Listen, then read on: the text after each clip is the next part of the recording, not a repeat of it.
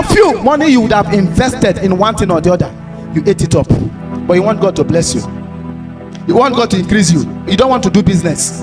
I don't only teach bring offering. I don't only teach bring tithe, you will prosper. If you it tomorrow and you are doing nothing, you will murmur one day. Be the biggest tithe payer, and you are not first in the first place. Where is the tithe coming from? You must be working. Are you stealing the money? You must be doing something. From now till tomorrow, from now till tomorrow, and you don't invest, my brother, you will lament. You can't be prospered without doing anything in this hand. It is not your tithe that prospers you. It is not your offering that prospers you.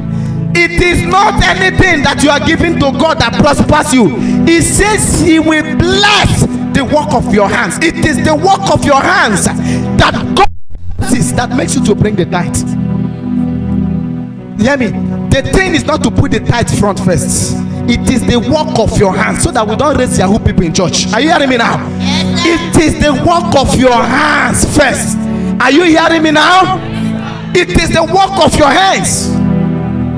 Give detailed attention to the work of your hands. Invest this 2024. If you can braid hair. If you can do Ghana weaving, if you saw my hair weaving, do the weaving. You can fix a clearance, fix. You are a student, you can sew. So that when you enter school, you'll be praying for all your students, because you let that clothes be tearing. You'll be sewing and be taking money. You'll be sewing and do what? From that work you are doing, you come to church on Sunday. Father, I lift my tithe. It is not that tithe that is the main issue. The issue first is the work of your hands. Am I speaking to somebody now? This year, tell your neighbor, have the work of your hands. It is from the work of the hands that tithe now comes.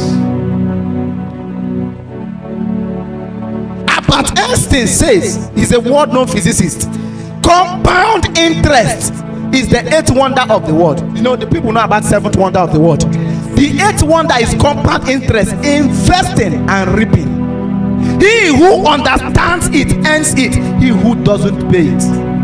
If you can't invest today, you may lose interest in life tomorrow.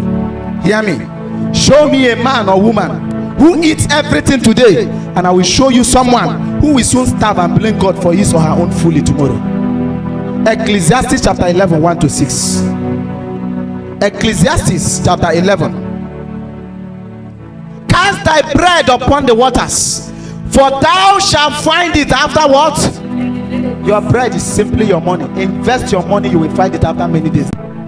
He says, cast your bread upon the waters. And after those days when I was young, after this scripture, the first time I read this scripture, I carried bread and put inside wash and base, inside water. And the next day I saw the bread has fattened up and it was floating.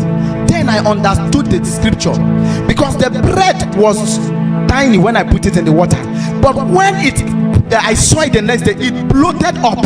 It was not the same way I put it in the water. That's number one. Number two, it didn't sink.